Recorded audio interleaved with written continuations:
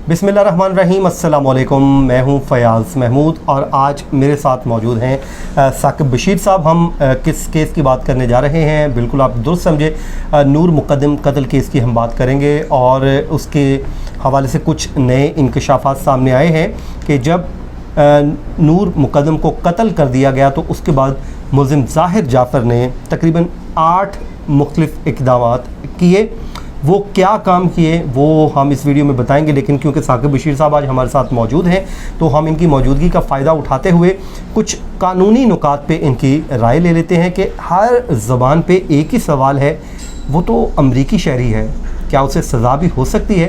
क्या पाकिस्तान का कानून उसको सज़ा देने की अहलियत रखता है? क्या हमारी जो पुलिस है उसकी इन्वेस्टिगेशन इतनी स्ट्रॉन्ग होगी कि वो तमाम तर एविडेंस के ज़रिए कलेक्ट करके मुल्ज़िम को करार वाकई सज़ा दिलवा सकता है या नहीं? तो साकिब बशीर साहब, आपका बहुत शुक्रिया।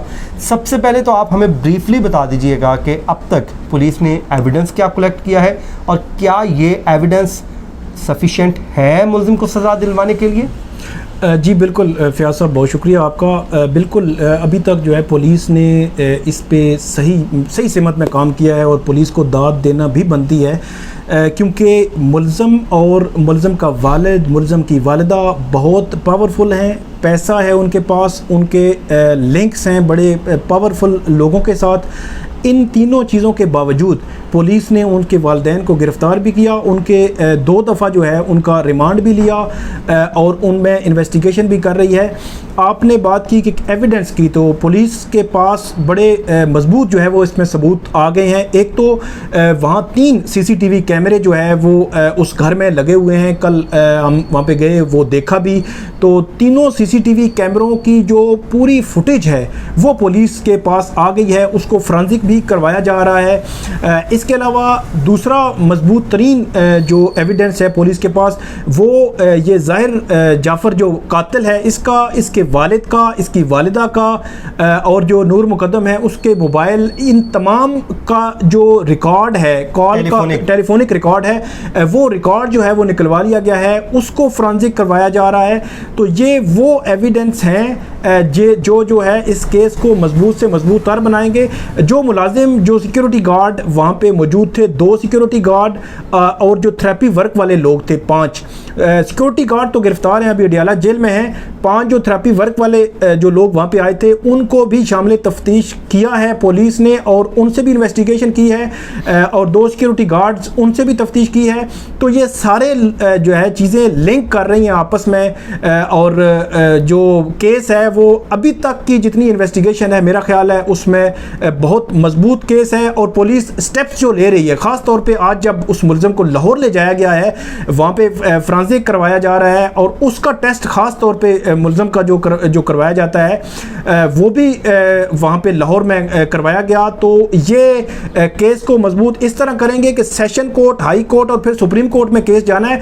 तो अगर इस स्टेज पे केस मजबूत नहीं होगा तो अगर सेशन कोर्ट से उसको रिलीफ ना मिला तो हाई कोर्ट से मिल जाएगा, हाई कोर्ट से ना मिला तो सुप्रीम कोर्ट से मिल जाएगा। बज़ाहिर इसमें यही लग रहा है, तो इसकी सज़ा होगी, इस मुल्ज़िम को सज़ा होगी। साकिब साहब, पहले पुलिस की जानब से ये कहा जा रहा था कि आई विटनेस नहीं है, लेकिन अब जब वो CCTV सामने आई है जो पुलिस ने कलेक्ट की है उसके मुताबिक वो मुल्ज़िम उस खातून बेचारी को ज़ख्मी को खींच के भी ले जा रहे हैं अंदर, तो ये तो बहुत बड़ा एविडेंस है जो सब उसके गले का फंदा बन सकता है। जी बिल्कुल, ये 22 जुलाई की SSP जो इन्वेस्टिगेशन है और रहमान की प्रेस कॉन्फ्रेंस थी जिसमें उन्होंने कहा था कि विटनेस नहीं है इस तरह का कि जिसने अपनी आंखों से ये सारा जो है वो हुआ देखा हो, लेकिन ये जो CCTV कैमरे हैं या उसके बाद की जितनी इन्वेस्टिगेशन है वो ये बताती है कि बड़े सॉलिड जो प्रूफ हैं वो आ रहे हैं जो पुलिस के पास। और ख़ास तौर पर मैं एक और बात करूँगा कि आप जो अभी इन्फॉर्मेशन शेयर करने लगे हैं, ये वो इन्फॉर्मेशन है मेरा ख्याल है इस केस का पूरा जो है वो काया पलट देगी।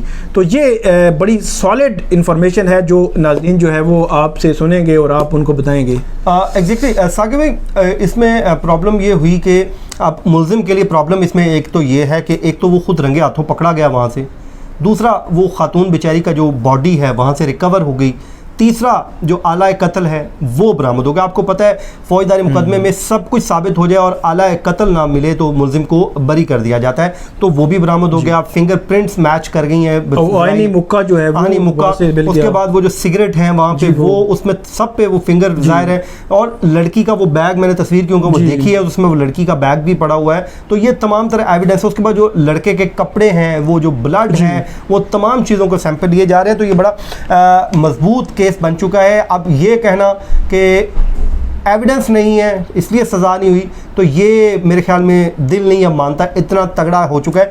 और वो जो गार्ड्स खड़े थे वो भी अगर बंदे के बचे हुए मजलूम के साथ खड़े हुए तो वो मुकरेंगे नहीं, वो बताएंगे कि वो अंदर क्या हुआ है, वरना वो भी फंस जाएंगे अगर वो कुछ झूठ बोलेंगे तो। अच्छा जी, ये आपसे मैं थोड़ा सा शेयर कर देता हूँ। ये उस दिन जब ये वाक़या हुआ साकिब साहब, तो सबसे पहले मुलजिम ने जब कत्ल कर दिया, कत्ल करने के बाद सबसे पहला फ़ोन उसने अपने वालिद को किया, वालिद के बाद उसने अपने वालिद के दोस्त को भी फ़ोन कॉल मिला दी। अब इसका आपने जैसे बताया कि रिकॉर्ड भी मिल चुका है, ये चीज़ें कनेक्ट हो चुकी हैं। उसके बाद उन्होंने एक नहीं बल्कि कई अफराद के साथ रब्ता किया और चालाक बनने की कोशिश की कि मैं बड़ा चालाक हूँ और मैं इस कत्ल को छुपा लूँगा। फिर उसने जी दूसरा काम ये किया कि उसने वहाँ पे डाकुओं का ड्रामा रचा दिया कि यहाँ पे डाकू आए हैं। तो जाहिर है उसके ज़हन में यही चल रहा होगा कि मैं कहूँगा कि जी मैंने तो कत्ल नहीं किया, डाकू आए वो कर गए। लेकिन एक वो चाल चल रहा था, वो हर चाल उसकी उल्टी उसको इस तरह पड़ती गई कि वो ये तमाम तर चीज़ें अपने टेलीफोन से कर रहा था, जो रिकॉर्ड बन रही थी, जो एविडेंस बन रही थी। उसके बाद जिस तीसरा उसने जो काम किया, कत्ल के फ़ौरी बाद जो अपने वालिद को कॉल की, वो 7:29 पे कॉल मिलाता है और तकरीबन ये 46 सेकंड की दुरानिये की कॉल है। वो जब अपने वालिद से बात करता है, तो यहाँ पे वालिद की उसके आप ये कह लें कि जब उसे मालूम हो चुका है तो उसके वालिद ने फिर भी कुछ नहीं किया। फिर उसके वालिद के अपने वालिद के दोस्त के साथ भी उसने कॉल मिलाई। कॉल मिलाता है 7:30 पे और 5:45 की इस कॉल के दौरानिये में उसने अपनी मदद के लिए अपने वालिद के दोस्त को बुलाया कि जी आप आ जाएं। और वालिद के दोस्त के पूछने पे बताया कि उसने ज़ाहिर उसने पूछा कि भाई मुझे बताओ तो सही हुआ क्या है, क्या मुश्किल में फंस गए, तो उसने कहा जी डाकू आ गए। यहाँ पे भी उसने चालाकी दिखाई। पांचवा वो ये करता है जी, वालिद ने जो लड़के का वालिद जो मुलजिम भी है जाकिर जाफ़र, वो अपने दोस्त को फ़ोन करता है कि जी ज़ाहिर जाफ़र ने को गड़बड़ कर दी है, आप वहाँ पर पहुँचें और कुछ करें। तो जिसके बाद जी उसने मुख्तलिफ हीले बहाने करना शुरू कर दिए। फिर अपने मुख्तलिफ फ्रेंड्स को कॉल मिलाना शुरू कर दी, दोस्तों को कॉल्स की, वो भी रिकॉर्ड मिल चुका है। और उस पर जी बिल्कुल, उस पर भी तमाम रिकॉर्ड आ चुका है कि किस किस दोस्त को उसने क्या क्या कॉल की और कब कब की। फिर उसने भी उनको बताया कि जी कुछ डाकू आ गए हैं तो मेरी जो है ना मदद को पहुंचो, उसने बहाने बनाए। फिर आखिरी कॉल के लिए उसने एक ख़ातून दोस्त का इंतखाब किया और उसको कहा कि जी तुम पहुंचो और मेरी मदद करो, और ज़िंदगी उसने कहा ज़िंदगी और मौत का मसला है, जल्दी से यहाँ पर पहुंचो वरना थेरापी वर्क वाले आएंगे और डॉक्टर ताहिर मुझे इंजेक्शन लगा देंगे। मुझे ये लगता है साकिब भाई वो जो ख़ातून दोस्त को या किसी एक दोस्त को इसलिए बुलाना चाह रहा था कि ताकि उसको भी अपने इस जुर्म में शामिल कर ले और या शोर मचा सके कि जी इसने ये मर्डर कर दिया और मैं बच सकूँ। बिल्कुल, मुझे तो ये लग रहा है। आपका क्या इस पर? नहीं, बिल्कुल जाहिर सी बात है, जब वो मर्डर कर चुका था, एक तो ऐसी सिचुएशन इतना कोई भयानक किस्म का जो है वो उसने काम किया, तो उसके बाद इंसान के आवाज़ भी बाज़ औक़ात जो है वो जवाब दे जाते हैं। तो हो सकता है ऐसी सिचुएशन हो, एक को कॉल कर, दूसरे को कर, तीसरे को कर, चौथे को कर। जो आपने पॉइंट उठाया यकीनन ये पॉइंट भी हो सकता है कि वो हो सकता है किसी और को भी इन्वॉल्व करना चाह रहा हो। जब वो ऐसी सिचुएशन है कि एक जो है वो सर धड़ से अलग पड़ा है और आपने क्या काम कर दिया है, तो ये यकीनन ये हो सकता है। आप मुल्ज़िम के सर शातिर होने का अंदाज़ा ये लगा लें, एक तो पुलिस ज़ाहिर है उनको सर कह के भी बुलाती है और उनको मुलाकातें भी करवाती है, ड्यूरिंग दी फिजिकल रिमांड भी मिलवा रही है, तो वकला भी मिल रहे हैं और शायद वकला ने उनसे सबक पढ़ाया होगा कि तुमने 164 की स्टेटमेंट नहीं देनी। अब 164 क्या होता है? वो एतराफ़ जुर्म होता है। मुल्ज़िम इतने दिनों से फिजिकल रिमांड पे है, वरना वो आम दिनों में आम मुल्ज़िम को एक रात के लिए पुलिस लेके जाती है और सब कुछ मना लेती है। पुलिस वाले तो ये कहते हैं हमें, वो एक दफ़ा एक चोर को पकड़ लिया पुलिस ने और उसको 2 तफ़े मारे और उसने कहा यार मेरे तो बेनज़ीर का कत्ल भी पा दो। मुल्ज़िम को तो पुलिस मनाना चाहिए तो 1 मिनट लगाती है, लेकिन यहाँ पर मुल्ज़िम के साथ जो रवैया है वो उस तरह वाला नहीं है जो आम वकला मुल्ज़मान के साथ होता है।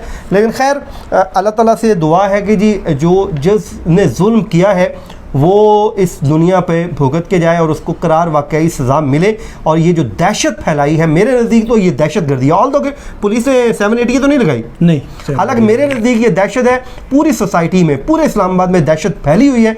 लेकिन खैर अब क्या हो सकता है, दुआई कर सकते हैं कि अल्लाह ताला हमारी बेटियों को, बहनों को, हर किसी को ऐसे दरिंदों से महफूज रखे। साकिब बशीर साहब, आपका बहुत शुक्रिया, आपने वक्त दिया। मुझे दीजिए इजाज़त, अल्लाह हाफिज़।